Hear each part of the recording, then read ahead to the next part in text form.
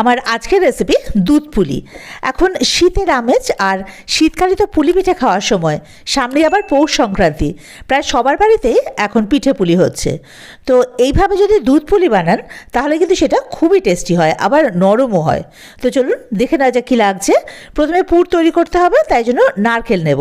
আমি একটা ছোট নারকেল কুড়িয়ে নিয়েছি, এটা পরিমাণে হয়েছে আমার মেজারিং কাপের 1.5 কাপ। এবারে নিয়েছি আমি হাফ কাপ মতো পাটালি গুড়। এবারে সব কিছু একসঙ্গে মিশিয়ে নেবো। তার আগে ফ্লেমটা অন করে নিলাম। মিডিয়াম ফ্লেমে নারকেলের সঙ্গে গুড়টা একটুখানি মিশিয়ে নিতে হবে। এবারে এর মধ্যে দিয়ে দেবো আমি একদম অল্প 1 টিস্পুন মতো ঘি, কারণ এখানে আমি কোনো ছোটো এলাচ বা অন্য কিছু দেবো না, কারণ গুড়ের গন্ধটা একাই 100। এমনিতেও ওটা ভালো লাগে, আর তার সঙ্গে ঘিয়ের মিশেলটা এই ফ্লেভারটাকে আরও সুন্দর করে তোলে। তো যাই হোক, সব কিছু একসঙ্গে একটু ভালো করে এবারে মিশিয়ে নেব। এই যে গুড়ের সঙ্গে নারকেলটা ভালোভাবে মিশে গেছে, দেখুন। এখন এর মধ্যে আমি দিয়ে দেবো গুঁড়ো দুধ। আমি এখানে 2 টিস্পুন হিপড টিস্পুন গুঁড়ো দুধ দিয়েছি। আপনারা চাইলে কিন্তু এখানে ক্ষীরও দিতে পারেন, তবে আমার কাছে গুঁড়ো দুধটা সবসময় থাকে, তাই আমি এটাই ইউজ করেছি। গুঁড়ো দুধ দিলে এর টেস্টটা কিন্তু ভীষণ সুন্দর হয়। তো যাই হোক, এবারে এটা ততক্ষণ অবধি মেশাবো যতক্ষণ না এই নারকেলের পুরটা কড়াইয়ে গা ছেড়ে ছেড়ে একটু বেরিয়ে আসবে। এটা তো সেভাবে পাক আসার দরকার নেই, কারণ নাড়ু পাকের মতো যে পাকটা, সেই পাকটা আসার দরকার নেই, জাস্ট একটু চিটচিটে মতো হলেই হবে। এই যে দেখুন, এটা হয়ে গেছে কমপ্লিট। এই যে কড়াইয়ের গা থেকে দেখেছেন এভাবে করে, মানে এভাবে ঘুরে বেরিয়ে আসছে, তার মানে এটা আমার রেডি হয়ে গেছে। এবারে এটা একটা আলাদা পাত্রে তুলে রেখে দেবো। এটা ঠান্ডা হোক পুরটা, ততক্ষণে ডোটা বানিয়ে নিতে হবে। এই যে এবারে কড়াইতে ডো বানানোর জন্য ওই মেজারিং কাপের 1 কাপ জল দিয়ে দিলাম, আর তাতে দিলাম অল্প 1 চিমটি মতো নুন, জাস্ট টেস্টটাকে একটু ব্যালেন্স করার জন্য। জলটা ফুটে উঠেছে, এবারে এর মধ্যে দিয়ে দেবো ওই মেজারিং কাপেরই 1 কাপ চালের গুঁড়ো, মানে যতটা জল ততটা চালের গুঁড়ো নিয়েছি আমি। আর নিলাম 2 টিস্পুন সুজি, হিপড টিস্পুন সুজি নিয়েছি। এই চালের গুঁড়োর সঙ্গে একটু সুজি মিশিয়ে দিলে পুলিটা কিন্তু নরম হয়। এবারে সব কিছু একসঙ্গে খুব ভালো করে মিশিয়ে নিতে হবে এই গরম জলের সাথে। দেখুন জলটা পুরো টেনে নেবে চালের গুঁড়োটা। এই যে পুরো জলটা চালের গুঁড়ো টেনে নিয়েছে। এবারে ফ্লেমটাকে অফ করে দিয়ে তারপরে খুন্তি দিয়ে এভাবে মিশিয়ে নেব চালের গুঁড়োটা খুব ভালোভাবে জলের সাথে। এই যে খুব ভালো করে মেশানো হয়ে গেছে। এবারে একটা পাত্রে এটা ঢেলে নেব, আর গরম গরম থাকতে এই চালের গুঁড়োটাকে খুব সুন্দর করে, খুব স্মুথ করে মেখে নিতে হবে একেবারে। মাখাটা যত ভালো হবে পুলিটা কিন্তু খুব সুন্দর হবে। গরম গরমই মাখতে হবে, ঠান্ডা করে মাখলে কিন্তু এটা মাখা যাবে না। হাতে খুব গরম লাগলে একটু ঠান্ডা জলে হাতে চুবিয়ে নিতে পারেন, কিন্তু এটা মেখে নিতে হবে। এই যে, আর যদি মনে হয় যে জল আরও লাগবে, তাহলে একটু গরম জল তার মধ্যে দিয়ে মাখতে পারেন। দেখুন কি নরম হয়েছে না, মাখাটা দেখেই বোঝা যাচ্ছে। এবার এটাকে একটা ভিজে কাপড় দিয়ে ঢেকে রেখে দেবো, যাতে ওপরটা শুকিয়ে না যায়। শুকিয়ে গেলে আবার পুলি করা যাবে না। এবার এই ভিজে কাপড় থেকেই অল্প অল্প মানে সরিয়ে এবারে একটু একটু নিতে হবে ডো থেকে পুলিটা গড়ার জন্য। দেখুন ছোট্ট একটা অংশ নেব আর কি, একদম ছোট্ট, লুচি থেকেও ছোটো একটু। এই যে এবার হাতের সাহায্যে এটা একটা প্যারা মতো তৈরি করে নেবো পুলিটা তৈরি করার জন্য আর কি। এবারে এটাকে এভাবে ঘুরিয়ে ঘুরিয়ে একটা বাটির শেপ দেবো। এই যে হয়ে গেছে। এবারে ওই যে পুরটা তৈরি করেছিলাম তার থেকে অল্প নিয়ে এই বাটির মধ্যে ভরবো। এই যে দেখুন, একদম অল্প পুর নিতে হবে, বেশি পুর নিলে কিন্তু আবার এটা পুলি থেকে বেরিয়ে চলে আসবে। হ্যাঁ, কাজেই অল্প একটু নিতে হবে। হাত দিয়ে চেপে চেপে পুরটাকে একটু ভেতরে রাখতে হবে, আর মুখটা, খোলা মুখটা এভাবে চেপে চেপে বন্ধ করে নিতে হবে, একটু যেন ফাঁকা না থাকে, তাহলে কিন্তু পুরটা বেরিয়ে আসবে, সারা দুধে ওই পুর ছড়িয়ে যাবে, দেখতেও ভালো লাগবে না, খেতেও ভালো লাগবে না।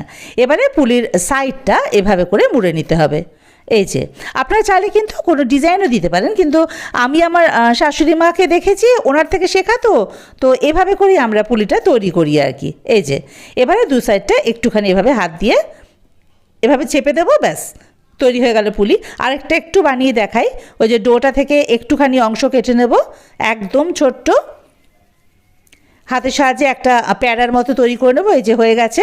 এবার এটাকে এভাবে ঘুরিয়ে ঘুরিয়ে একটা বাটির শেপ দেবো, যাতে এর ভিতরে পুরটা রাখতে পারি। এই যে দেখুন, এবারে এর মধ্যে পুরটা রেখে একটু চেপে দেবো হাত দিয়ে।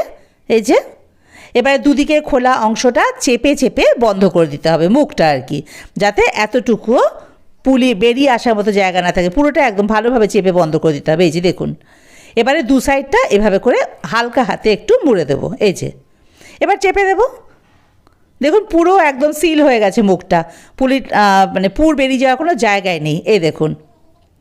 আর এই যে ভালোভাবে দেখুন জিনিসটা, একটাও কিন্তু ক্র্যাক নেই, এত স্মুথ হয়েছে। এভাবে হলে কিন্তু খুব সুন্দরভাবে পুলিটা তৈরি হয় আর কি, কোনো পুর বেরিয়ে যাওয়ার কোনো চান্সই থাকে না। আচ্ছা আরেকবার আমি দেখিয়ে দিই। দেখুন এই প্রসেসে করলে না খুব সোজা হবে। এই যে প্রথমে যেভাবে বাটি করে নিলেন, পুর দিলেন, তারপরে এই যে দুটো আঙুল দিয়ে দেখুন এইভাবে করে প্রেস করে দেবেন। এই যে এরকম তো দুটো আঙুল দিয়ে দুই সাইডে জাস্ট একটু প্রেস করে দেবেন, হয়ে গেল। মানে খুবই সোজা, এভাবে করে তৈরি করে নেবেন। আর মাথাটা একটু চেপে দেবেন, কমপ্লিট পুলির তৈরি। এ দেখুন, দেখেছেন? এইভাবে প্রত্যেকটা পুলি আমি গড়ে নিয়েছি কিন্তু। এবারে এটাকে আবার ওই ভিজে কাপড় দিয়ে ঢেকে দেবো, যতক্ষণ না পর্যন্ত দুধটা তৈরি করতে হবে তো ততক্ষণ অবধি ভিজে কাপড় দিয়ে ঢাকা থাক, নাহলে আবার শুকিয়ে যাবে এই পুলির ওপরের অংশটা। তো এবার আমি আবার ওভেনে কড়াই বসিয়ে তাতে 500 মিলিলিটার মতো দুধ নিয়ে নিয়েছি আর কি। এটা ফুল ফ্যাট মিল্ক নিতে হবে এরকম কোনো ব্যাপার নেই, আমার কাছে ডাবল টোন মিল্ক ছিল, সেটাই আমি নিয়ে নিয়েছি 1 প্যাকেট। এবারে এর মধ্যে আমি দিয়েছি 1 কাপ গুঁড়ো দুধ।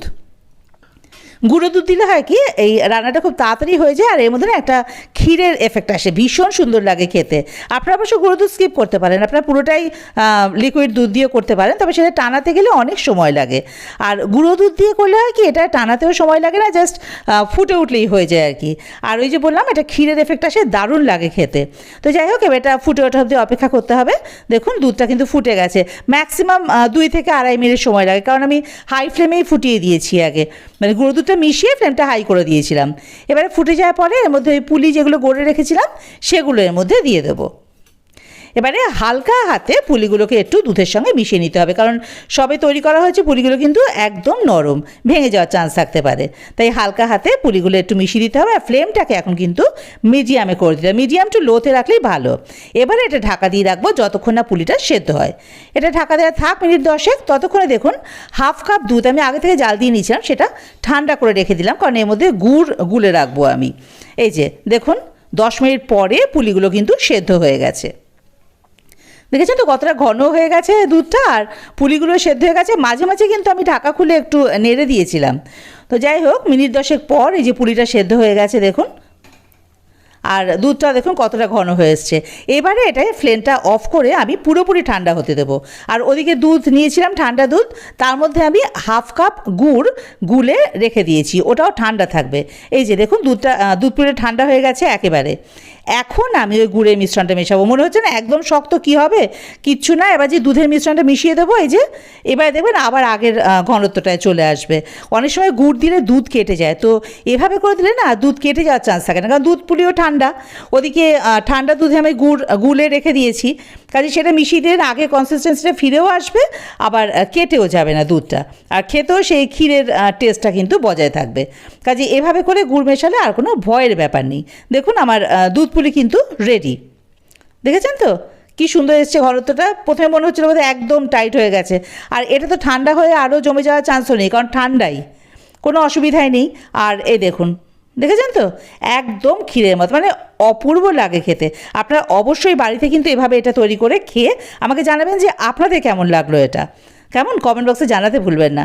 তো দেখিয়ে দিয়ে এবারে কতটা নরম হয়েছে। এ দেখুন, চামচি দিয়ে কাটলে একবারই এটা কেটে যাচ্ছে, বুঝেছেন? খুব সুন্দর হয় খেতে কিন্তু। তো অবশ্যই রেসিপিটা বাড়িতে তৈরি করে খেয়ে দেখবেন, আর ভালো লাগলে লাইক শেয়ার কমেন্ট করার অনুরোধ রইল, আর আমার চ্যানেলটা সাবস্ক্রাইব করে আমার পাশে থাকারও অনুরোধ রইল। বেল আইকন প্রেস করে দেবেন ফার্দার নোটিফিকেশনের জন্য।